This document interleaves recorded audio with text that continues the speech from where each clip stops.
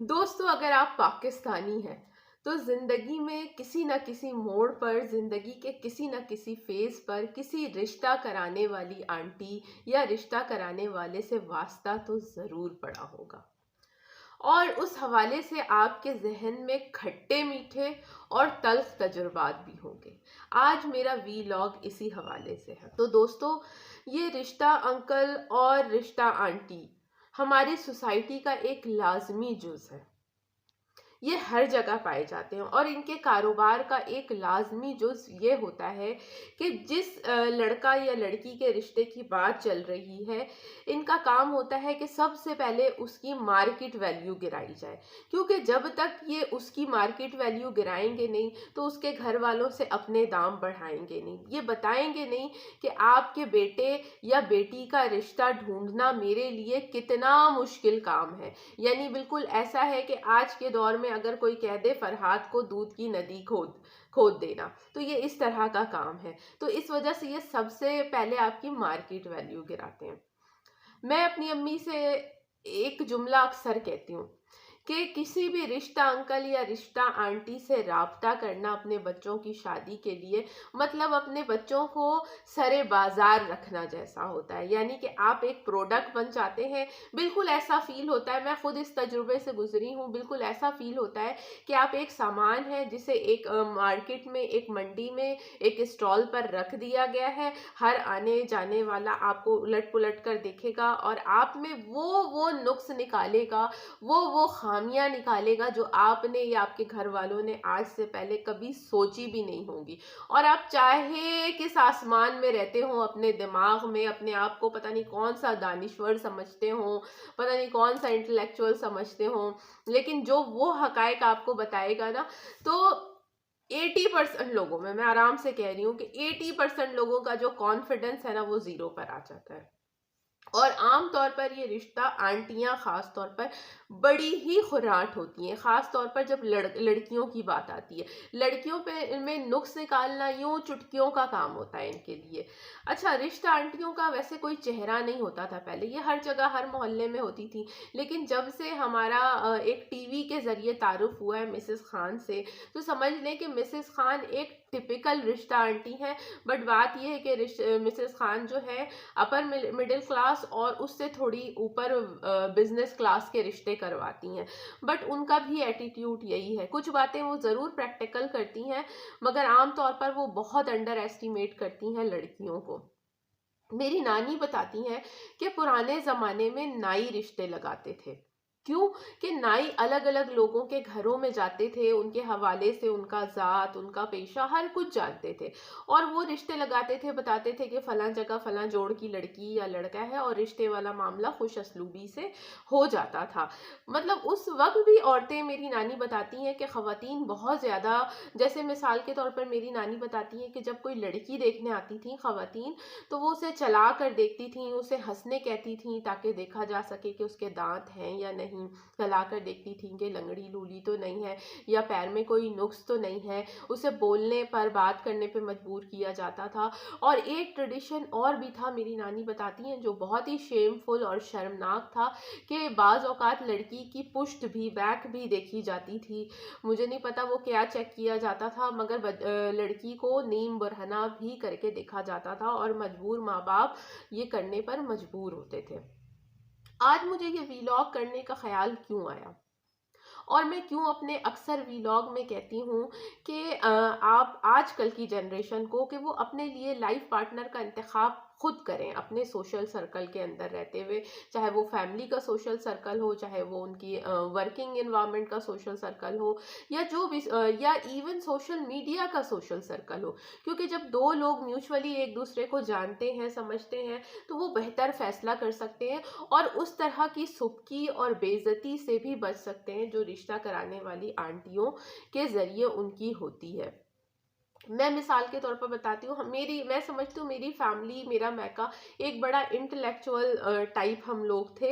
एक lower middle class से ताल्लुक़ रखते थे लेकिन पढ़ाई लिखाई वाला हमारा घराना था और हम इन रिश्ता कराने वाली आंटियों से बड़ा दूर रहे. मैंने अपनी ज़िंदगी में ये ज़्यादा नहीं देखा क्योंकि हमने बड़ा अवॉइड किया, मेरे पेरेंट्स ने, कि वो अपनी बेटी को इस तकलीफ़ से बार बार गुजारें. तो वो अच्छे रिश्तों का इंतज़ार ही करते. वो उनके ख्याल से उन्हें ये लगता था कि मेरी बेटी पढ़ी लिखी है, मुनासिब शक्लो सूरत है, खुश अखलाक है, खुश सीरत है, तो उसके रिश्ते तो यूं बहुत सारे रिश्ते आएंगे. बट क्यों कि देखिए हमारे यहाँ तो शादियों की मंडियाँ लगती हैं.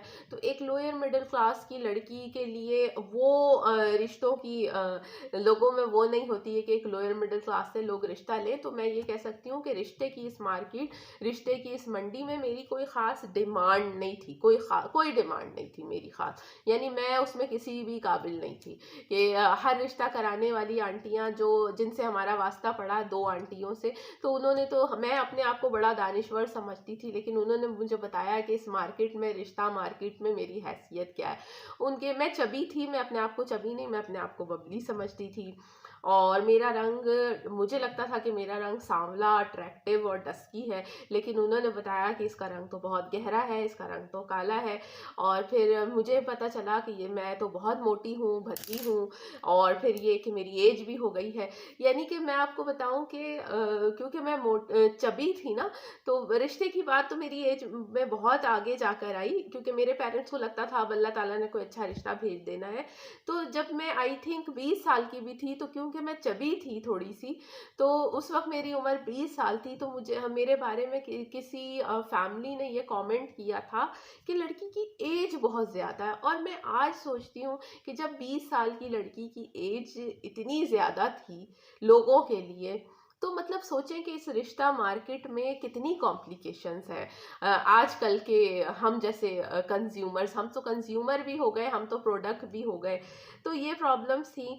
तो कई दिलचस्प बातें जो मैं आपको बताती हूँ. एक बात तो, हम क्योंकि कम आए इसमें ना, लेकिन क्योंकि हमारा सोशल सर्कल इतना बड़ा नहीं था, मेरे पेरेंट भी थोड़े इंट्रोवर्ट टाइप थे, मेरे माँ बाप में कोई खुशामदी नहीं था, क्योंकि अपने बच्चों के रिश्ते करवाने के लिए खुशामदी नेचर भी होना बड़ा ज़रूरी है कि आप अच्छे अच्छे लोगों से ताल्लुकात बनाएं, अच्छे अच्छे लोगों की दावतें करें, लोगों की दावतों में जाएं, तो फिर आपके रिश्ते होते हैं बच्चों के.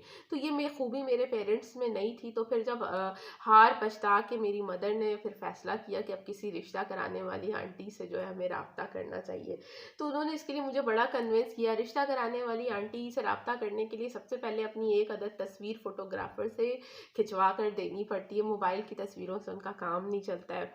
तो मैं इसके लिए कन्विंस नहीं थी, मैं वैसे ही बहुत कैमरा शाय थी.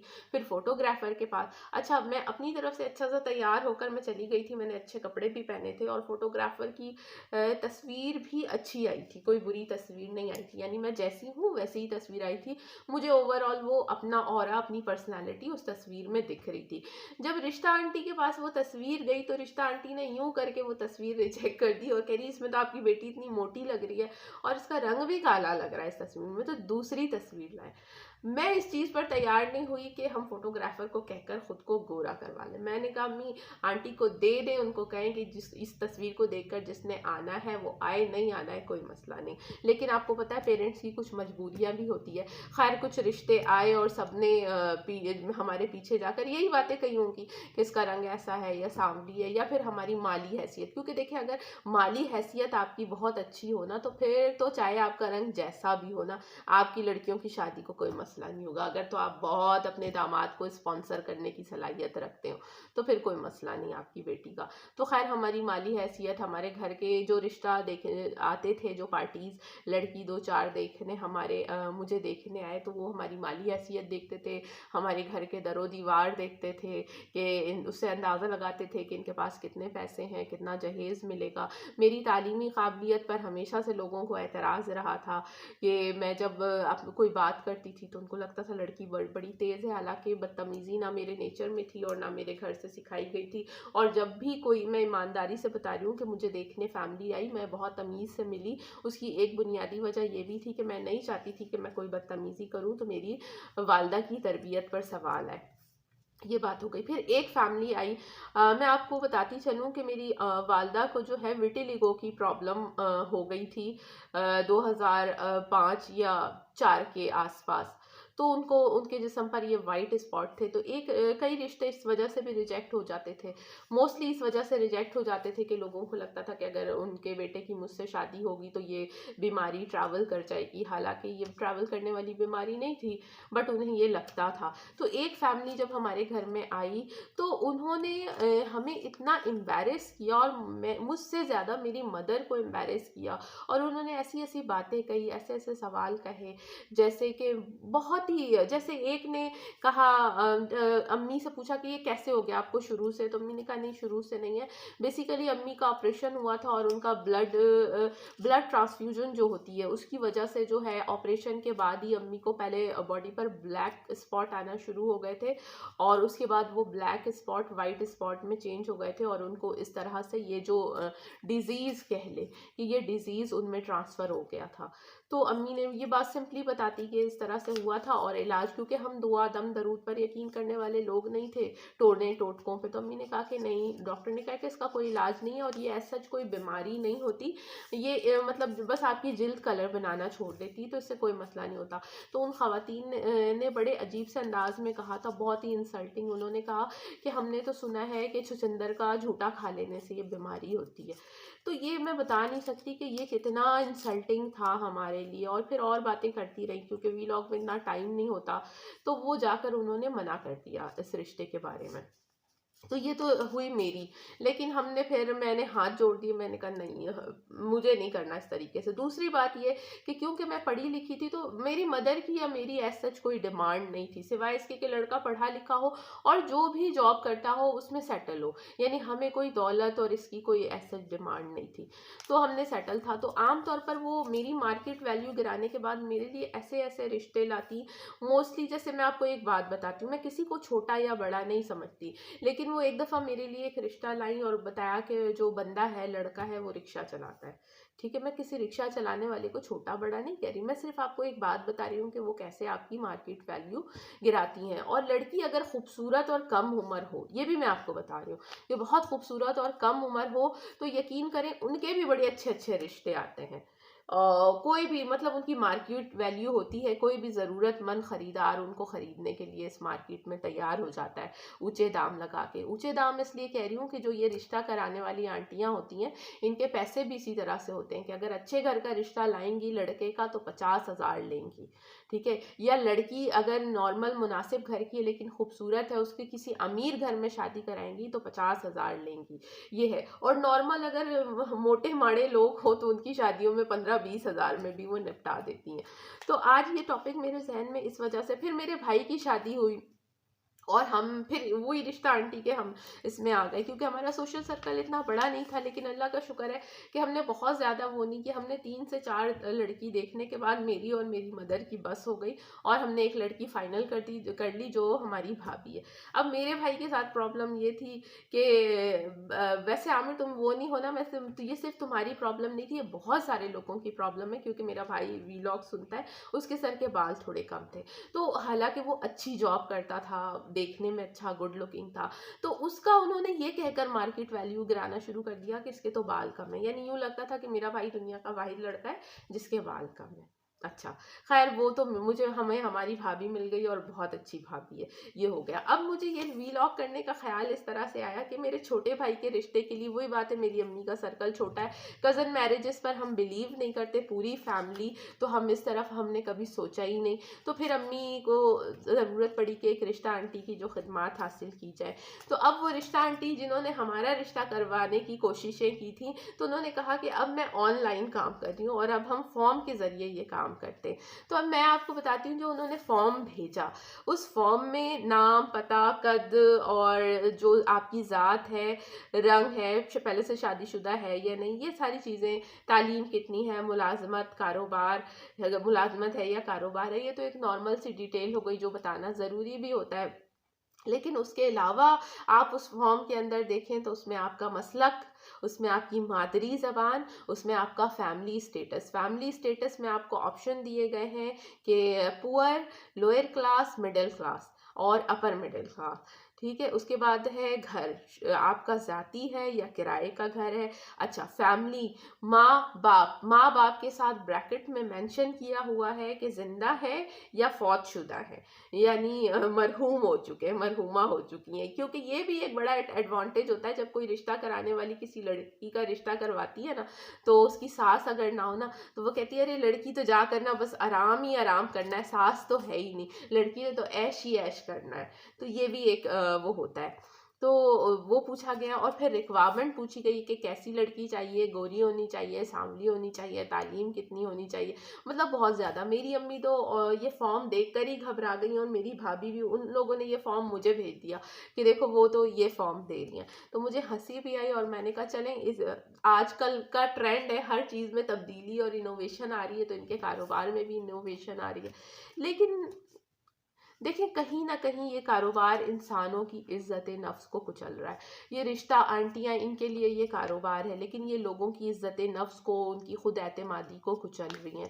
تو اس موضوع پر ہمیں سنجیدگی سے سوچنا چاہیے، اس موضوع پر ہمیں سنجیدگی سے بات کرنی چاہیے، اور ہمیں ایسے طریقوں کو شادی کے لیے پروان چڑھانا چاہیے جہاں دو لوگوں کی عزت نفس مجروح نہ ہو، متاثر نہ ہو، اور شادی کاروبار نہ بنے کسی کے لیے بھی، نہ کرنے والوں کے لیے نہ کروانے والوں کے لیے. تو اگر آپ کو میرا آج کا ویلاگ پسند آیا ہو یا اس میں کچھ بھی اچھا لگا ہو تو میرے چینل کو بھی سبسکرائب کریں، میرے ویڈیو کو بھی لائک کریں، اور اپنے ایکسپیرینسز مجھ سے شیئر کریں.